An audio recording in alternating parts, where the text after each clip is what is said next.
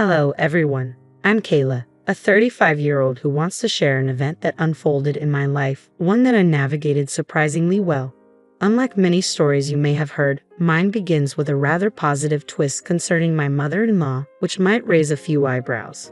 We shared a harmonious relationship built on kindness, understanding, and mutual respect. My husband, Gary, is my soulmate, my partner in every adventure, and my closest confidant. From my perspective, everything was perfect. It's worth noting that I wasn't blind to potential issues. Like any family, we had our disagreements, but nothing hinted at the chaos that was about to unfold. The surprise and confusion I felt when everything changed are difficult to express. I'm still trying to process what happened and why I felt driven to seek revenge on both Gary and my mother-in-law. Here's the backstory. I had planned a special family vacation, initially just a getaway for Gary and me. But then I thought of Janice, my mother-in-law, who had been widowed for 3 years. Imagining her loneliness, I decided to extend the invitation to her, hoping to make the trip unforgettable for all of us. The plan was to explore Italy, immersing ourselves in the rich culture of Naples, enjoying delicious meals, and soaking up the sun along the Mediterranean. I was thrilled at the prospect of creating beautiful memories and deepening our bond. I took care of all the major arrangements, covering the costs of our accommodations, meals, and activities, while Gary and Janice could contribute to any extras if they wished. My vision was to give us a once-in-a-lifetime experience in Italy, from staying in a charming boutique hotel with breathtaking views to attending a vibrant flamenco dance show. The excitement among us was palpable, and I was bubbling over with joy at the surprise I had planned for Janice and Gary. Little did I know that the events about to unfold would challenge my unwavering trust and shatter the seemingly flawless harmony of our family life. I was on the brink of an experience that would dramatically shift my perspective on family loyalty and expose the startling complexities of deceit. But let's not get ahead of ourselves. Let me take you back to a moment filled with anticipation and dreams of our trip to Italy, a time when our aspirations brimmed with potential and optimism. There I was in our living room, holding the plane tickets with a radiant smile, calling Gary and Janice over. Their puzzled expressions were a mix of curiosity and surprise. Janice, with her perceptive eyes that seemed to carry the wisdom of ages, looked on with interest. "What's this all about, Kayla?" she asked, a hint of excitement in her voice. With a grand flourish, I presented the plane tickets and excitedly outlined our splendid Italian vacation. I had meticulously planned every detail of our trip, eagerly watching their faces for a glimpse of the joy and appreciation I felt. Gary's reaction was immediate. His face lit up, eyes sparkling with excitement. "Kayla, you're amazing. This trip sounds incredible," he exclaimed. Janice's response was more subdued but equally heartfelt. "Oh, Kayla, you've gone above and beyond. This is such a generous gift," she said, her warmth enveloping me. In that moment, I was filled with pride and happiness. Their reactions confirmed the love and thought I had poured into planning this surprise.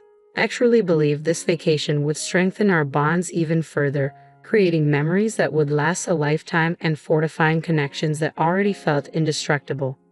However, as you may have guessed, our story was about to take a dark turn. Beneath the surface of our seemingly perfect relationships lay a complex web of deceit and betrayal poised to ensnare us. The unraveling truth would test the boundaries of forgiveness and challenge our understanding of what it meant to be a family.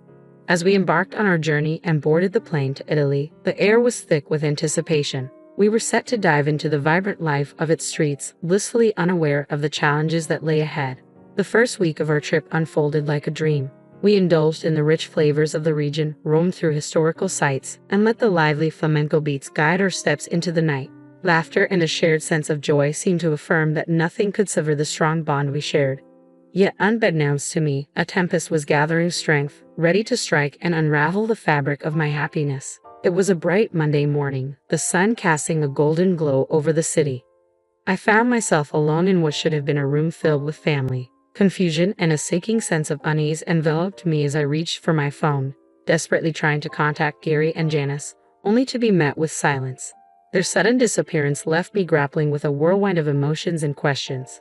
The phones offered no answers, and a thorough search of our room revealed no clues.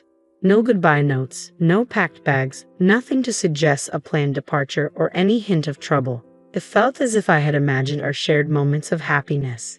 Now, sitting alone in a space meant for family, time stretched painfully as I wrestled with unsettling possibilities.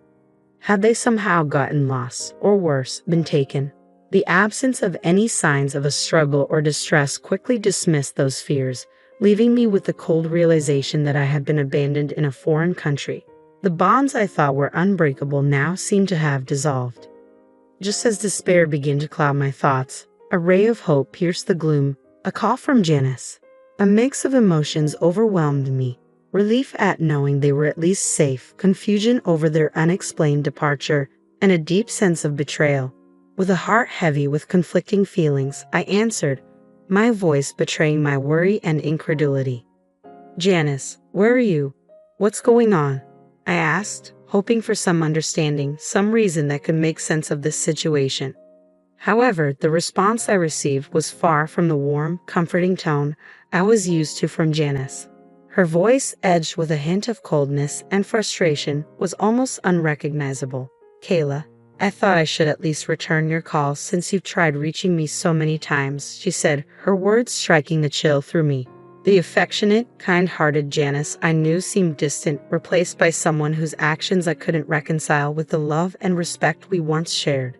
I'm sorry if I bothered you, I replied, my voice filled with genuine concern.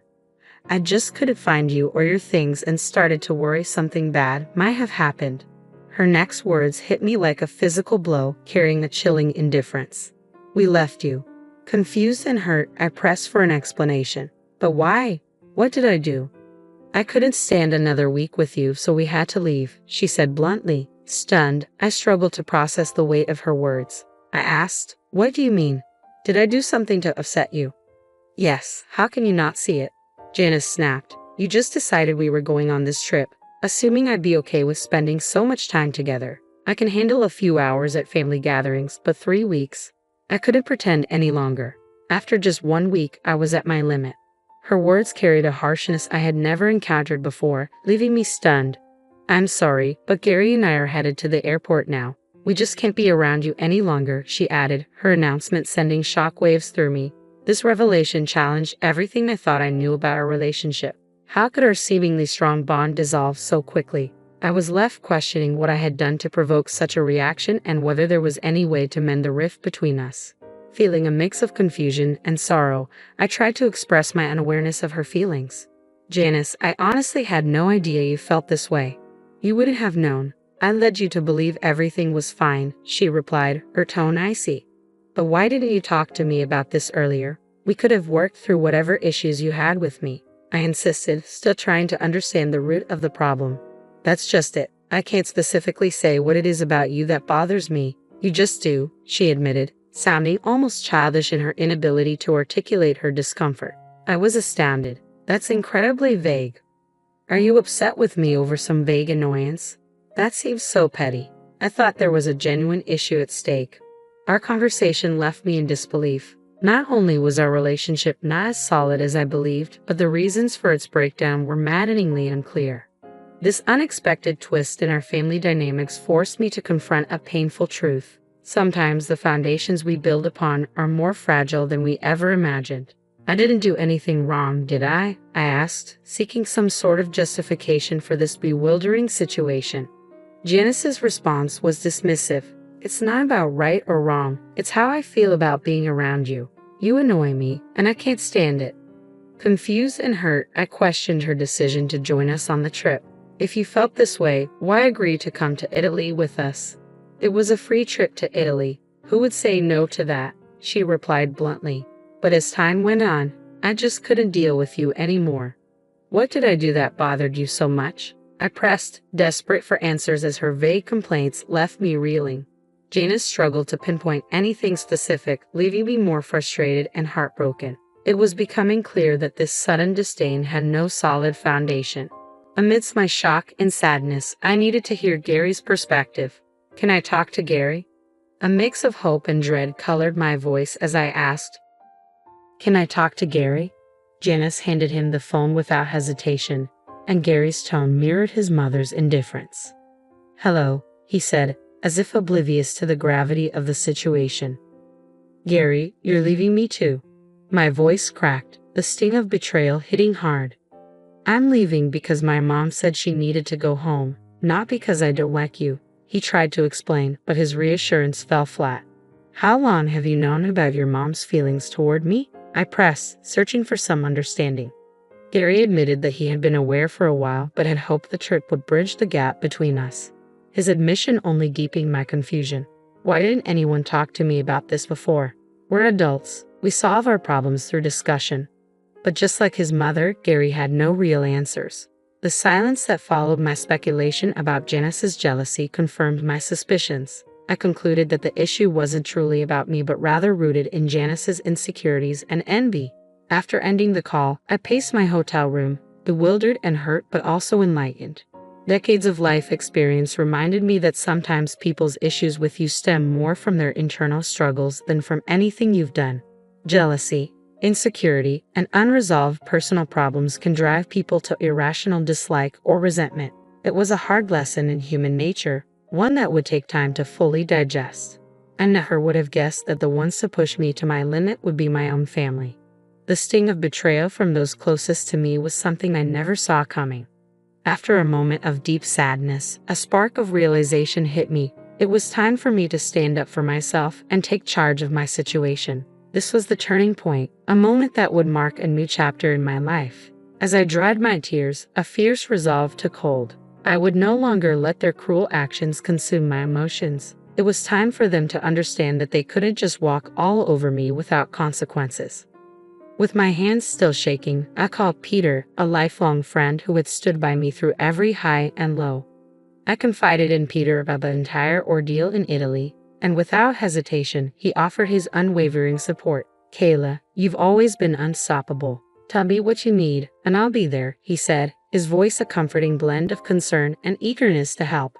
An idea sparked in my mind, both cunning and poetic. Peter, does your construction company still deal with that annoying excess sawdust?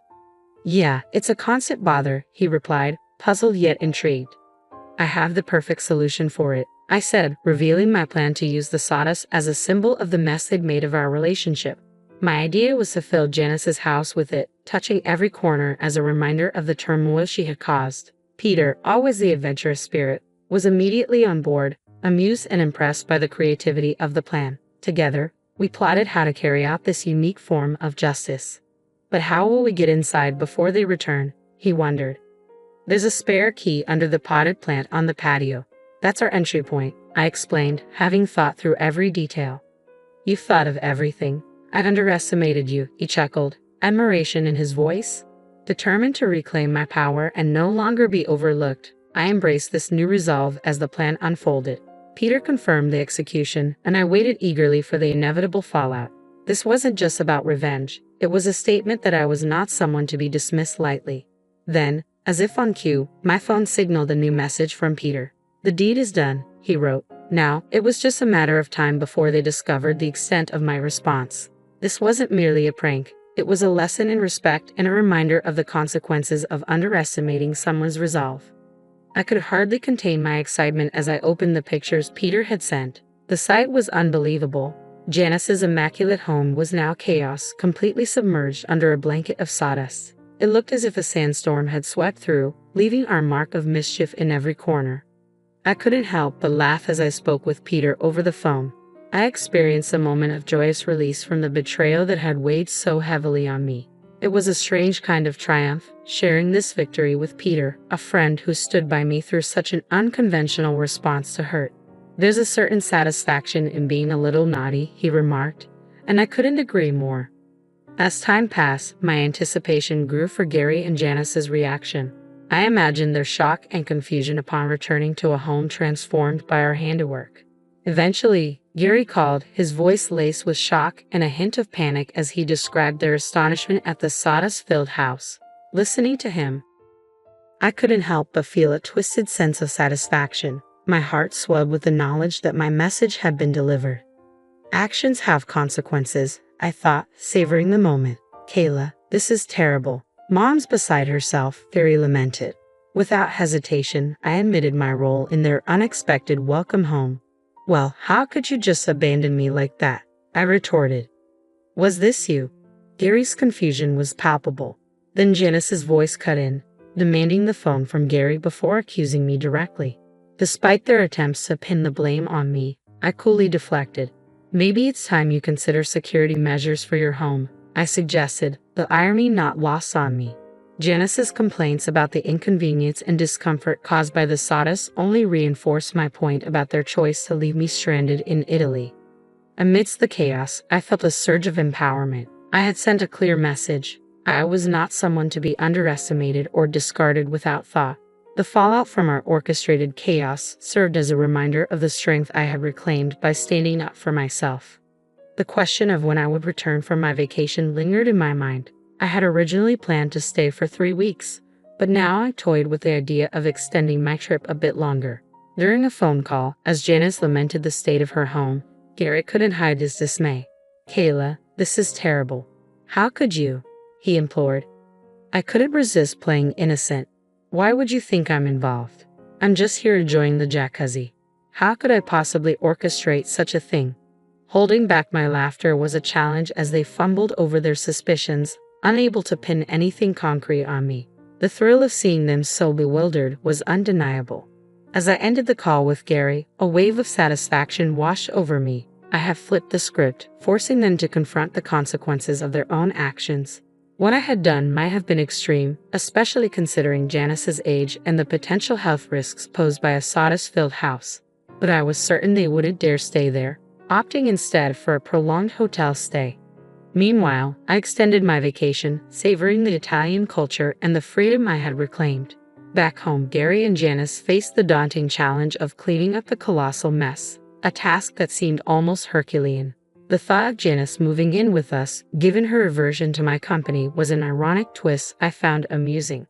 This situation highlighted a harsh truth. Sometimes, people only understand the impact of their actions when faced with direct consequences. The entire ordeal served as a poignant reminder that the only way to teach someone a lesson is often by letting them experience the repercussions of their actions firsthand. So if you ever find yourself in a position to serve justice in your own unique way, perhaps it's not such a bad idea to seize the opportunity. After all, it gives those who have wronged you something tangible to ponder over.